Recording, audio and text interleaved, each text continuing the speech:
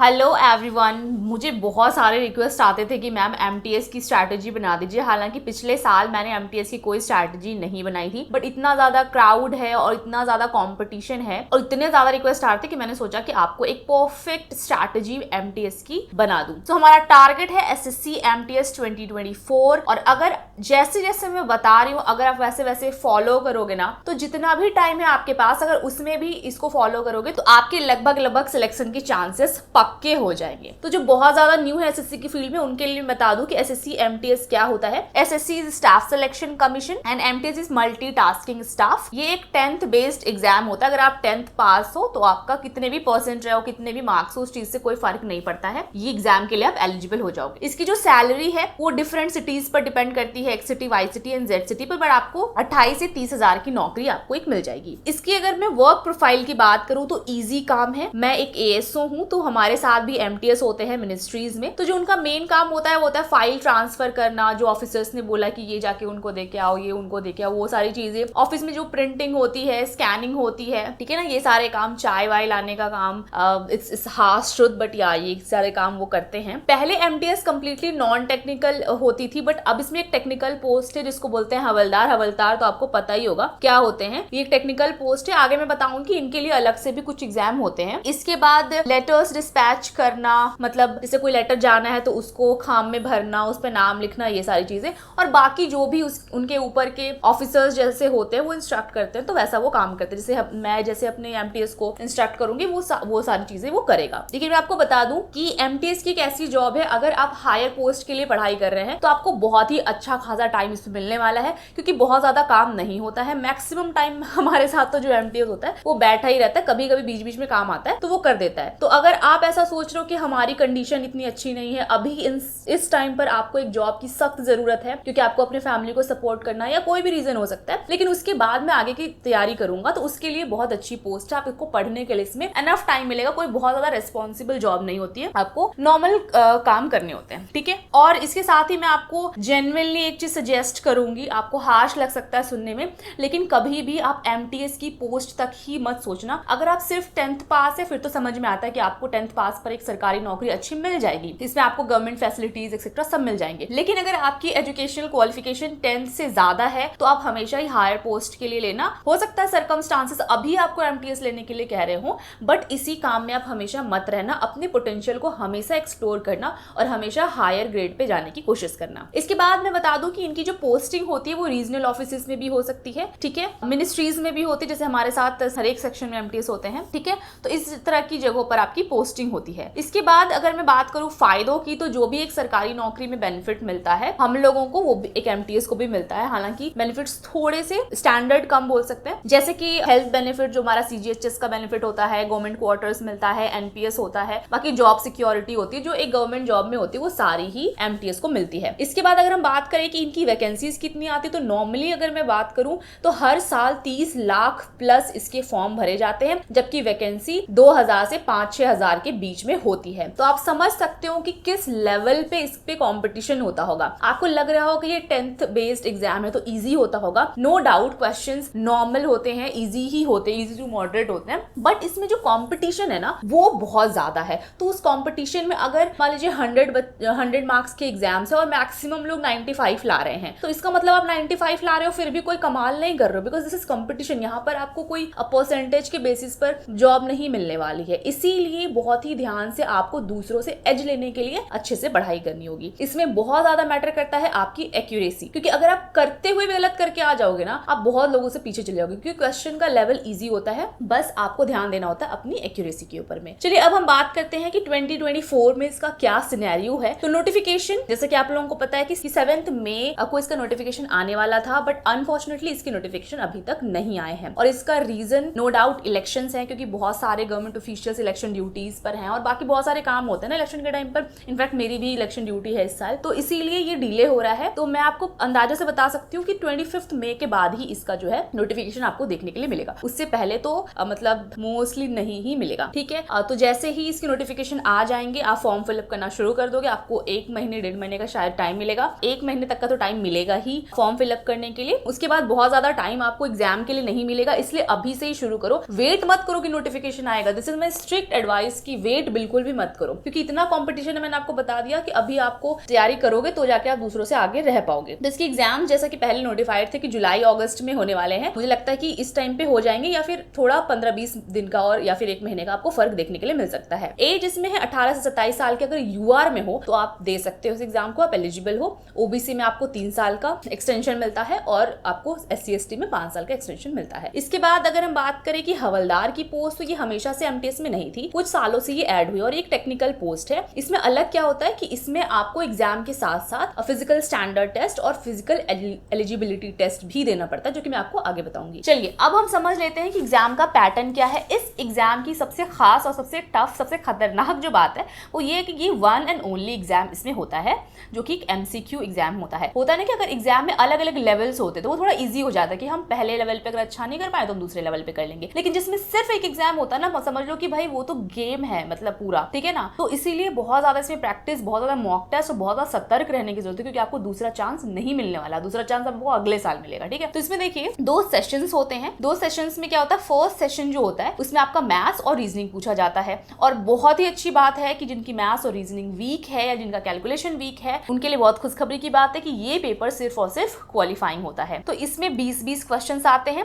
एक क्वेश्चन जो है 3 नंबर का होता है, यानी कि टोटल आपके मैथ्स के 60 नंबर हो गए और रीजनिंग के 60 नंबर हो गए। 120 नंबर का ये पूरा सेशन होता है और इसके लिए आपको 45 मिनट्स मिलते हैं। ये क्वालिफाइंग होता है। क्वालिफाइंग का मतलब क्या हो गया कि अगर आप यूआर से हो तो 30% अगर लाओगे, 30% का मतलब 120 का 30%, मतलब 120 में 36 नंबर भी सिर्फ लाओगे तो आप पास कर जाओगे। मतलब इससे ज्यादा अच्छी बात क्या हो सकती है। और सबसे अच्छी बात, इसमें नेगेटिव मार्किंग भी नहीं है कि आप गलत कर रहे हो तो आपका नेगेटिव हो रहे हैं। जितना आप सही करोगे उसके नंबर मिलेंगे और गलत करोगे तो उसका कुछ नहीं, 0, ठीक है। तो ये बहुत ही अच्छी बात है। सेशन 2 में होता है जनरल अवेयरनेस, यानी कि जीके और आपके इंग्लिश, दोनों के ही 25-25 क्वेश्चंस होते हैं। एक क्वेश्चन 3-3 नंबर का होता है, यानी कि ये भी 75 नंबर का होता है, जीके भी और इंग्लिश भी आपका 75 नंबर का होता है। लेकिन इसमें नेगेटिव मार्किंग होती है 1/3 की, यानी कि अगर आप सही करोगे तो आपको 3 नंबर मिलेंगे और अगर आप एक क्वेश्चन गलत करोगे तो आपके 1 नंबर कट जाएंगे। और इसके लिए भी आपको सेम टाइम मिलता है, यानी कि 45 मिनट्स। तो यानी कि टोटल जो आपका मेन एग्जाम होता है जिसमें आके आपको कंप्लीट करना है वो होता है आपका 150 नंबर का, ठीक है। तो अब इसको देख के तो इतना समझ गए होंगे कि इसमें जो मेन खेल है वो जीके और इंग्लिश का ही है। और जीके तो आपको पता है अनसर्टेन होता है काफी, और इंग्लिश आप सर्टेन कर सकते हो, ठीक है। तो आगे मैं बताऊंगी कि आपको एक सब्जेक्ट कैसे रेडी करना है। अब यहाँ पर देखिए, अगर आप हवलदार के एग्जाम के लिए प्रिपेयर नहीं कर रहे हैं तो यहीं तक आपका एग्जाम खत्म हो गया। इसमें आप जितने लेकर के आओगे उस हिसाब से आपका मेरिट बन जाएगा। लेकिन अगर आप हवलदार के एग्जाम के लिए तैयारी करें, अच्छा एक बात मैं बताना भूल गई कि अगर आप सेशन 1 क्वालिफाई नहीं करते हो तो आपका सेशन 2 चेक ही नहीं होगा। इसलिए इसको क्वालिफाई करना इज मस्ट। ये नहीं सोचना कि बस इसी में ध्यान देते रहेंगे, इसमें एटलीस्ट आपको क्वालिफाई करने जितनी नॉलेज होनी चाहिए, ठीक है। इसके बाद देखिए, अगर आप हवलदार के एग्जाम के लिए तैयारी कर रहे हैं तो ये तो आपको पास करना ही करना होगा, लेकिन उसके बाद आपका होगा फिजिकल एलिजिबिलिटी टेस्ट और फिजिकल स्टैंडर्ड टेस्ट। इसमें होता क्या है, वॉकिंग आपको करनी होती है 1600 मीटर 15 मिनट में, भैया कोई भी कर लेगा, ठीक है। ये मेल के लिए होता है। और 1 किलोमीटर आपको 20 मिनट में करना है, वो भी रनिंग नहीं, वॉकिंग। तो कोई भी कर लेगा, बस वो देखना चाहता है कि आप चल फिर सकते हैं, ठीक है। अगर मैं हाइट की बात करूं तो मेल के लिए 157.5 सेंटीमीटर और फीमेल के लिए 152 सेंटीमीटर, बहुत ही नॉर्मल है। मतलब कोई बहुत ही ज्यादा हार्ड इसका क्राइटेरिया नहीं है। अगर हम चेस्ट की बात करें तो ये सिर्फ मेल के केस में चेक होता है, 81 सेंटीमीटर का होना चाहिए और एक्सपेंशन के साथ आपका 5 सेंटीमीटर का एक्स्ट्रा आना चाहिए, ठीक है। वेट की अगर बात करें तो ये सिर्फ फीमेल के केस में होता है, मेल के केस में नहीं होता है। एटलीस्ट 48 kgs आपका वेट होना चाहिए, ठीक है। तो आप अगर हवलदार के पोस्ट के लिए तैयारी कर रहे हैं तो आप इन चीजों का थोड़ा ध्यान रखें। इसके बाद हम आते हैं अपने स्ट्रैटेजी पर, मेन मुद्दे पर, इंपॉर्टेंट बात के ऊपर। अब मैं जो यहाँ से बताना शुरू करूंगी आपको बहुत ही ज्यादा ध्यान से सुनना है और इसी हिसाब से आपको अपनी स्ट्रैटेजी, डेली रूटीन, सब कुछ आगे का प्लान करना है। देखिए सबसे पहली बात तो अगर आपने अभी तक तैयारी शुरू करके अच्छे से तैयारी करी है तो वेल एंड गुड, आप आगे स्किप करके रिवीजन वाला पार्ट देख सकते हैं। अगर आपने अभी तक तैयारी शुरू भी नहीं की है ना तो भी ये कोई बहुत ज्यादा टफ एग्जाम नहीं होता है, बहुत ही इजी टू मॉडरेट क्वेश्चंस आते हैं। बस आपको इस पे ध्यान देना कि आपकी स्पीड अच्छी बननी चाहिए और आपकी जो एक्यूरेसी वो सही होनी चाहिए, क्योंकि अगर आपने गलती कर दी तो आप बहुत पीछे फेंका जाओगे, क्योंकि क्वेश्चन तो इजी है, बहुत कोई कर रहे हैं, लेकिन जो सही कर गया वो आपका बाजी मार लेता है, ठीक है ना। एक ही चांस है, मैं आपको बार बार बता रही हूँ, एक ही चांस है, इसमें ही आपको लेकर चलना है, ठीक है। अब देखिए, अब अगर मैं बात करूं मैथ्स और रीजनिंग की, मैं आपको बता दे रही हूँ ये क्वालिफाइंग है, जैसे कि मैंने बताया। तो इसमें आपको बहुत ज्यादा स्मार्ट स्टडी की जरूरत है। ये नहीं कि आप पूरे के पूरे मैथ्स के चैप्टर को लेकर के बैठ कर उसमें 100 क्वेश्चन प्रैक्टिस कर रहे हो। ये CGL CHSL नहीं है, ये क्वालिफाइंग है, इसलिए आपको सिर्फ इसमें इतना ही पढ़ना जिससे कि आप क्वालिफाई कर जाओ। तो इसमें आपको टाइम वेस्ट नहीं करना है। अगर आप इन दोनों को मिला करके दिन भर में सिर्फ 2 घंटे भी दे रहे हो ना तो एनफ है। आपको टोटल डेली स्टडी कितनी करनी है? 7 से 8 घंटे की। तो इन दोनों को मिला करके अगर आप अभी से भी स्टार्ट करो तो 2 घंटे डेली दोगे तो आपका हो जाएगा। अब करना क्या है कि आपको सिर्फ और सिर्फ प्रीवियस ईयर क्वेश्चन पर जाना है। ये नहीं कि हम बहुत नए नए तरह के क्वेश्चन सॉल्व कर रहे हैं, बहुत ज्यादा दिमाग लगा रहे हैं, ये चीजें आपकी यहाँ पे वर्क नहीं करेंगी। ठीक है, तो देखिए आपको प्रैक्टिस कहाँ से करना है। आप सिंपली किरण की बुक उठाइए, बहुत ही पुरानी बुक्स हैं ये सब। इसमें आपको सारे प्रीवियस ईयर क्वेश्चंस कंपाइल्ड मिल जाएंगे। तो इसमें क्या करना है आपको, अगर आपके बेसिक्स क्लियर है मैथ्स में कि थोड़ा बहुत भी बेसिक क्लियर, आपको पता है कि भाई फॉर्मूलाज क्या होते हैं, रेशियो क्या होता है, परसेंटेज क्या होता है ना, टाइम स्पीड कैसे निकालते हैं, सबके बेसिक बेसिक चीजें पता है, तो आप सिंपली सीधे बुक से प्रैक्टिस कर सकते हैं इसका। डेली आप 1 सेट भी करेंगे मैथ्स का और 1 सेट रीजनिंग का करेंगे, दैट्स इनफ। ठीक है, उसके बाद आपको कुछ लगता है कि भैया मेरा ये क्वेश्चन नहीं बन रहा है, ये कुछ हो गया है, तो वो आप सिंपली कहीं पे फॉर्मूला नोट कर लीजिए, उसी पर आप प्रैक्टिस करिए। अगर आपको बहुत टफ कोई सेक्शन लग रहा है तो उसको छोड़ दीजिए। अगर आप देख रहे हैं कि बहुत ज्यादा रिपीट नहीं कर रहा है तो छोड़ दीजिए। आगे मैं आपको बताऊंगी कि कौन कौन से इंपॉर्टेंट चैप्टर्स होते हैं। ठीक है, लेकिन अगर आपको लग रहा है कि आपके बेसिक्स क्लियर नहीं है, अभी अभी आप 12th पास कर, मतलब अभी अभी आपने 10th पास किया, 12th पास किया और आप एग्जाम को देना चाहते हैं, तो आप एक काम कर सकते हैं कि सिर्फ और सिर्फ 1 साल का जो प्रीवियस ईयर क्वेश्चन है उनकी कोई वीडियोस देख सकते हैं जिसमें कि उन्होंने प्रीवियस ईयर क्वेश्चन के मैथ्स कराए हुए हों। उससे क्या होगा ना, आपको फॉर्मूला पता लग जाएंगे, आपको कंसेप्ट पता लग जाएगा, आपको पता लग जाएगा कि किस तरह के क्वेश्चंस आते हैं। ठीक है, तो वहीं से आप देख करके सिर्फ 1 साल का प्रीवियस ईयर का, उससे ज्यादा के पीछे का नहीं करना है आपको, उतना ही देख लोगे। उसके बाद आप आना बुक पर, तो वहां से जाके प्रैक्टिस करने लगना। 1 सेट डेली करोगे एनफ है। ठीक है, इसके बाद mock practice is very very important, क्योंकि यही वो चीज है जो आपका टाइम मैनेजमेंट करेगी, जो आपकी एक्यूरेसी बनाएगी। तो अगर आपको डिटेल में जानना है कि मॉक कैसे दिया जाता है तो आप मेरी ये वाली वीडियो जरूर जाकर के देख लेना, और अगर आपको पता करना है कि मॉक एनालिसिस कैसे करते तो आप मेरी ये वाली वीडियो जाकर देख लेना। ये दोनों आपके लिए ना बिल्कुल पेनेसिया का काम करेगी, बहुत बहुत जरूरी। अगर आपने मॉक और मॉक एनालिसिस नहीं की ना तो आपको कितना भी आता हो आप परफॉर्म नहीं कर पाओगे। और ये एक ऐसा एग्जाम है जिसमें इतना कॉम्पिटिशन है कि आप मतलब थोड़ी सी भी गलती बर्दाश्त नहीं कर सकते अपने लिए। ठीक है, तो ये आपका मेन काम क्या हो गया, स्पीड बढ़ाना, बहुत ज्यादा प्रैक्टिस करना, फॉर्मूला को अच्छे से याद करना, मतलब मैथ्स और रीजनिंग में मतलब फॉर्मूला जो थोड़े बहुत है ना वो आपको अच्छे से याद होने चाहिए, क्योंकि डायरेक्ट फॉर्मूला बेस्ड क्वेश्चंस आ जाता है। अगर वो भी गलत हो गए या वो भी नहीं हो पाए ना तो आप बहुत अफसोस करोगे बाद में। और कंसेप्ट जो बेसिक कंसेप्ट है, बहुत टफ तरह के क्वेश्चंस तो बिल्कुल नहीं जाने, मतलब हर एक चैप्टर के बेसिक क्वेश्चंस आपको करने आने चाहिए। ठीक है, और इंपॉर्टेंट टॉपिक्स ही आपको सिर्फ करने हैं। जैसे मैथ्स में बहुत सारे चैप्टर्स हैं, रीजनिंग में बहुत सारे चैप्टर्स हैं, तो क्या आपको सारे क्वेश्चंस करने? मैंने तो ये भी नहीं बोला कि आपको कोई स्पेसिफिक बुक लेने की जरूरत है, सिर्फ और सिर्फ आपको प्रैक्टिस बुक जो है ना, जो प्रीवियस ईयर प्रैक्टिस बुक है, सिर्फ वही लेने की जरूरत है। कोई स्पेसिफिक रेफरेंस बुक भी लेने की जरूरत नहीं है मैथ्स और रीजनिंग के लिए। ठीक है, तो आपको इंपॉर्टेंट टॉपिक्स ही सिर्फ करने। अब ये इंपॉर्टेंट टॉपिक्स क्या है वो भी मैं आपको बता दे रही हूँ। देखिए मैथ्स और रीजनिंग में जो आपके इंपॉर्टेंट टॉपिक्स है, रेशियो, बिल्कुल बेसिक ये चैप्टर्स करने हैं आपको। रेशियो, परसेंटेज, एवरेज के बिल्कुल बेसिक से क्वेश्चंस, CI/SI के बहुत बेसिक से क्वेश्चंस आते हैं इसमें, mixture, speed and distance, simple trigonometry, बिल्कुल सिंपल, कोई भी हार्ड टाइप के क्वेश्चन में नहीं जाना है। ये नहीं सोचना कि अगर आ गया तो यार वो सब में फंसोगे ना तो फंस जाओगे। बिल्कुल साइन कॉस क्या होता है, sine square plus cos square equal to 1, sine 30 कितना होता है, मतलब इस तरह के क्वेश्चंस ही आपको सिर्फ करने हैं, बहुत ज्यादा टफ क्वेश्चंस नहीं करने। सिंपल अलजेब्रा, जो सिंपल अलजेब्रा के फॉर्मूलाज होते हैं उन पर ही बेस्ड क्वेश्चंस आते हैं। फॉर्मूला बेस्ड मेंसुरेशन अगर आप कर सकते हो तो, अदरवाइज आप मेंसुरेशन छोड़ भी सकते हो, ऐसी कोई बड़ी बात नहीं है। अगर आपको लगता है कि आप टफ लगता है मेंसुरेशन तो छोड़ दो।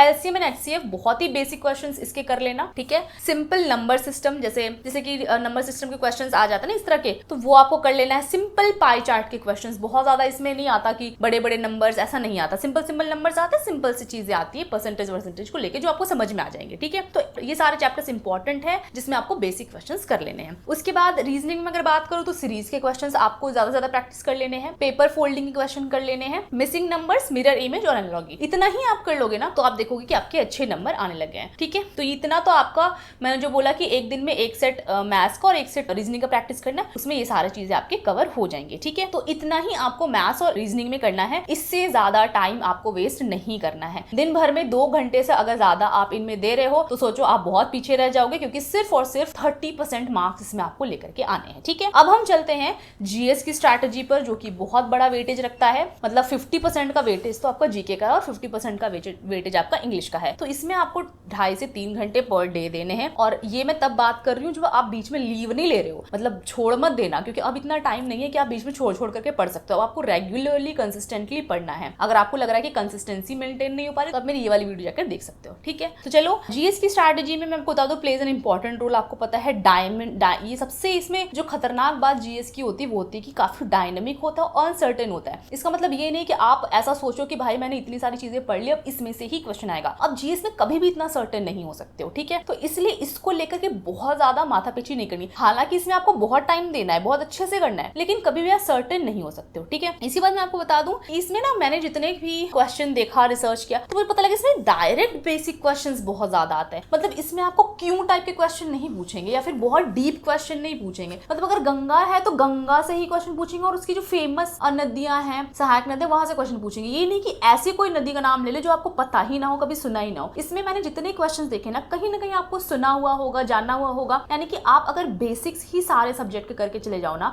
तो आप बहुत ज्यादा इसमें स्कोर कर सकते हो, रेदर की बहुत डीप जीएस पढ़ने लग जाओ, ठीक है। तो इसके लिए भी आप किरण की ये वाली बुक देख सकते हो जिसमें कि प्रीवियस ईयर के सारे क्वेश्चंस दिए गए हैं। तो इसको देखोगे ना तो आपको समझ में आ जाएगा किस तरह के क्वेश्चंस आते हैं, उसी तरह से प्रैक्टिस करना है। यानी कि कब, कहाँ, किसने, इस तरह के क्वेश्चन बहुत आते हैं, ठीक है। कि प्लासी का युद्ध कब हुआ, कहाँ पे हुआ, ठीक है ना, ये युद्ध किसके बीच लड़ा गया। तो मतलब बहुत बेसिक टाइप के जो हर एक सब्जेक्ट के क्वेश्चन होते हैं वो आते हैं। So try to cover basics of all subjects. Current affairs इसमें बहुत ज्यादा नहीं आता, जैसे कि सीएचएसएल या सीजीएल में करंट अफेयर्स का बहुत ज्यादा वेटेज होता है, इसमें इतना ज्यादा नहीं होता है। लेकिन फिर भी ऐसा नहीं है कि बिल्कुल नहीं होता। जैसे कि मैंने 25 क्वेश्चंस में देखे कि 4-5 क्वेश्चंस जो थे वो करंट अफेयर्स से थे। तो आपको 6 मंथ्स के करंट अफेयर्स देखकर अपनी तरफ से जाने, क्योंकि कंपटीशन इतना टफ है, सभी कर रहे होंगे तो आप नहीं छोड़ सकते हो इसको, ठीक है। अब देखिए मैं ये नहीं बोलूंगी कि आपको डेली करंट अफेयर्स इसके लिए देखने चाहिए क्योंकि इतना इंपॉर्टेंट है और आपके पास इतना टाइम नहीं है, ठीक है। तो आप ऐसा कर सकते हो कि 6 मंथ्स के कंपाइलेशन आप देख सकते हो। कहां से देखोगे तो मुझे लगता है राहुल सर की वीडियोस मैं देखा करती तो वो काफी अच्छी होती है। तो ये हर एक महीने का कंपाइलेशन देते हैं। आप सिर्फ हर एक महीने का कंपाइलेशन भी पढ़ लोगे ना तो उसमें सारे ही इंपॉर्टेंट क्वेश्चंस ही कवर किए गए होंगे, तो उसी से आपका हो जाएगा। इसमें आपको नोट्स बनाने की जरूरत नहीं, सीधे आप वीडियो से ही 2-3 बार करके उसको देखो और वहां से याद कर लो, ठीक है।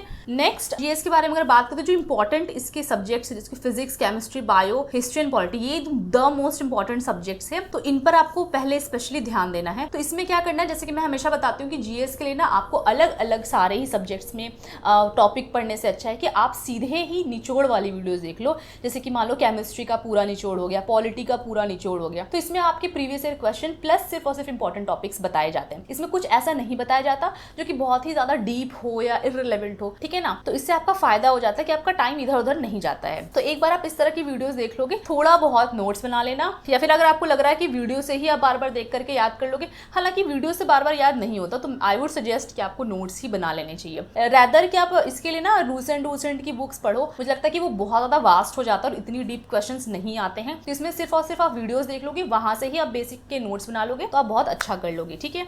ये बहुत इंपॉर्टेंट बात मैं बोल रही हूँ, जो इसको फॉलो करेगा वो अपने आप को बहुत आगे देखेगा। रैदर कि आप पूरी बुक जीएस में पढ़ने लग जाओ, उतनी डीप क्वेश्चंस नहीं आते ना। Again I am warning you, ठीक है। इसके बाद क्या होगा कि इतना करने के बाद आप किसी भी प्रीवियस ईयर क्वेश्चन से और सजेस्ट की किरण प्रीवियस ईयर के बुक से आप जो है प्रैक्टिस कर लीजिए हर एक टॉपिक का। मतलब जैसे फिजिक्स का है तो फिजिक्स में भी अलग अलग टॉपिक्स हैं तो उनको आप प्रैक्टिस कर लीजिए, हिस्ट्री में भी अलग अलग टॉपिक्स है ना तो उसको प्रैक्टिस कर लीजिए, पॉलिटी में भी है। तो ये सारे जो है ना बहुत इंपॉर्टेंट है, स्पेशली पॉलिटी तो बहुत इंपॉर्टेंट है, तो यहाँ से आप क्वेश्चन कर लीजिए। उसके बाद मैं आपको एक ऐप सजेस्ट करती हूँ, अड्डा 247। इसमें 4-5 मिनट का क्विज आते रहता है, तो आप जब प्रैक्टिस कर लेंगे तो वहां से आप बार बार क्विज दीजिए, उससे आपका रिविजन भी होता रहेगा। और इसमें बहुत ही इंपॉर्टेंट टाइप के क्वेश्चन आते हैं और बहुत ही रेलेवेंट क्वेश्चन आते हैं। This app is very very good, ठीक है। इसके बाद बाकी तो आप प्रैक्टिस मॉक से करेंगे। मॉक में जैसे जैसे आप प्रीवियस ईयर क्वेश्चन के मॉक लगाएंगे तो वहां से आपको क्वेश्चंस मिलेंगे, तो वहां से याद कर लेना।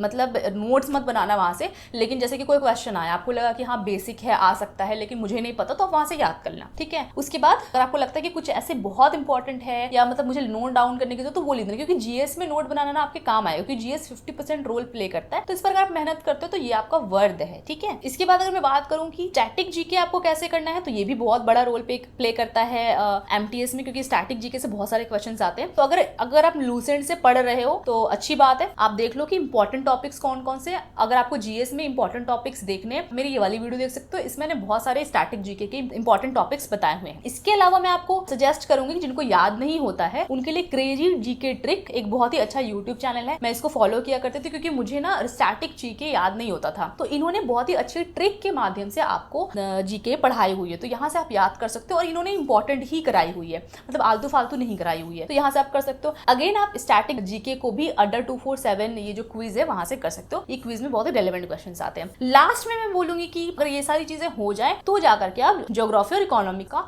आप कर सकते हैं, लेकिन आप इनका बेसिक्स कर लीजिएगा। बेसिक का मतलब जो क्वेश्चंस प्रीवियस ईयर क्वेश्चन में आपको किरण की बुक में देखेंगे ज्योग्राफी और इकोनॉमिक्स से, एटलीस्ट आप उतना कर लेना, क्योंकि बेसिक जो होते हैं ना बार बार रिपीट करके आते हैं, तो अगर आप वहां से पढ़ोगे तो बहुत ज्यादा चांसेस हैं कि वही क्वेश्चंस आपके एग्जाम में भी आ जाए। मतलब प्रीवियस ईयर क्वेश्चंस वाली जो बुक है उससे तो आपको जीके सारे के सारे कर लेने, करंट अफेयर्स छोड़ के, क्योंकि जो करंट अफेयर्स आ चुका है वो अब नहीं आने वाला। ठीक है, सो आई होप आपको जीके की चीजें क्लियर हो गई होंगी। लेकिन उसके बाद भी मैं बता दूं कि too much time in GK is waste of time. मतलब कि अगर आपको जीके पढ़ना अच्छा लगता है, और जीके में ना बहुत बार ऐसा होता है कि जीके क्योंकि बहुत इंटरेस्टिंग सब्जेक्ट लगता है कि पढ़ते जाएं और नॉलेज हो और नॉलेज हो, लेकिन इस ट्रैप में आपको नहीं फंसना है। आपको सिर्फ और सिर्फ इंपॉर्टेंट टॉपिक ही कवर करने हैं ताकि आपको इंग्लिश के लिए टाइम मिले। क्योंकि जीके में ना आप कितना भी पढ़ लेंगे, मैंने कहा ना अनसर्टेन होता है, आपको हो सकता है कि बिल्कुल ही ऐसे क्वेश्चंस मिल जाए जो आपने कभी ना देखे हो। तो इसीलिए उसमें बहुत ज्यादा टाइम इन्वेस्ट करने से अच्छा है कि आप इंग्लिश में टाइम दो, क्योंकि इंग्लिश में आप जितना ज्यादा टाइम दोगे उससे बेनिफिट होगा, उससे प्रोडक्टिविटी ज्यादा आएगी, उसमें आपका स्कोरिंग होता है वो काफी ज्यादा। ठीक है, तो अब हम आते हैं इंग्लिश की स्ट्रैटेजी पर। तो इसमें भी हमें 2.5 से 3 घंटे डेली के डेली देने हैं। अब इसके लिए सोर्स क्या यूज करें, मैं सिंपली आपको 3 ही चीजें बता रही हूँ। एक नीतू मैम की वॉल्यूम 1 ले लो, एक MB बुक ले लो, ये बहुत ही अच्छी प्रैक्टिस के लिए बुक है,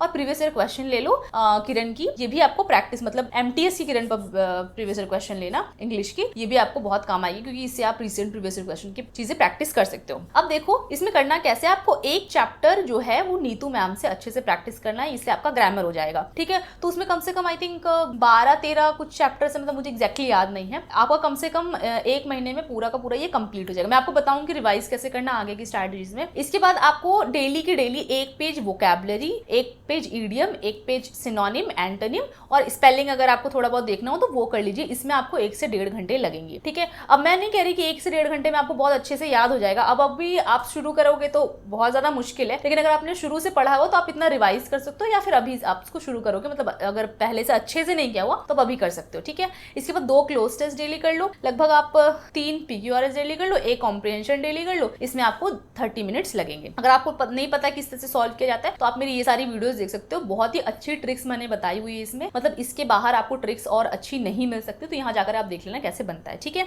उस बेसिस पर आप ये सारे क्वेश्चंस करना। इसके बाद आपको ये जो पढ़ोगे ना, जैसे कि मान लीजिए आपने 1 पेज वोकैबुलरी पढ़ा, तो जो पिछले दिन पढ़ा है उसको बिना पढ़े आप आगे मत बढ़ना। जैसे मान लो तीसरे दिन जो पढ़ा तो पहले और दूसरे दिन का रिवाइज किए हुए आगे मत बढ़ना। तो जो आपके पहले की चीजें ना वो बहुत बारी रिवाइज हो जाएंगी, मतलब 2 महीने में ही आपकी इतनी अच्छी रिविजन हो जाएगी डेली बेसिस पर करोगे तो कि आपको लगेगा कि हाँ मैंने एक अच्छा खासा प्रिपरेशन किया हुआ है। नहीं तो आप आगे पढ़ते जाओगे, पीछे का रिविजन नहीं करोगे तो वो 1 महीने के बाद आपकी 0 ही हालत रहेगी। सो आई वुड रिक्वेस्ट प्लीज थोड़ा कम पढ़ो लेकिन पुख्ता पढ़ो, मतलब बिल्कुल रिवाइज चीजें पढ़ो। ये ना हो कि भाई एग्जाम में क्वेश्चन है, आपको लग रहा है पढ़ा तो था लेकिन याद नहीं आ रहा। ये इसलिए होता है क्योंकि आपने पढ़ा तो था लेकिन रिविजन नहीं किया, तो उसका कोई फायदा नहीं है। ठीक है, तो उसकी वो नंबर बढ़ा के कोई फायदा नहीं है। आप 10 पढ़ो लेकिन 10 के 10 आपको याद होने चाहिए, तो उसके लिए रिविजन बहुत बहुत ज्यादा इंपॉर्टेंट है। ठीक है, तो आपको डेली रिवाइज करना है। सिमिलरली जीके में भी, जैसे मान लीजिए आपने जीके में आज कोई एक टॉपिक पढ़ा, मान लीजिए पॉलिटी पढ़ा, आपने वीडियो से देखा है, उसके नोट्स बनाए हैं। अब मान लीजिए कुछ दिन के बाद आप हिस्ट्री में जा रहे हो, तो हिस्ट्री में जाने से पहले आपको पूरी की पूरी पॉलिटी वापस से रिवाइज करनी है। फिर मान लो आप बायो में जा रहे हो तो बायो से पहले पॉलिटी एंड हिस्ट्री दोनों ही अच्छे से रिवाइज होनी चाहिए। आप समझ रहे हो, रिविजन का सबसे ज्यादा इंपॉर्टेंट रोल है यहाँ पर। अब हम इसी के साथ आते हैं रिविजन स्ट्रैटेजी पे कि हम रिविजन करना कैसे। एक तो मैंने आपको बता दिया कि आपको डेली बेसिस पे रिविजन करना है। जैसे कि आपने आज कोई नाउन चैप्टर मान लो पढ़ा, फिर कल आप प्रोनाउन चैप्टर पढ़ोगे, तो नाउन आपका पूरा का पूरा रिवाइज होना चाहिए,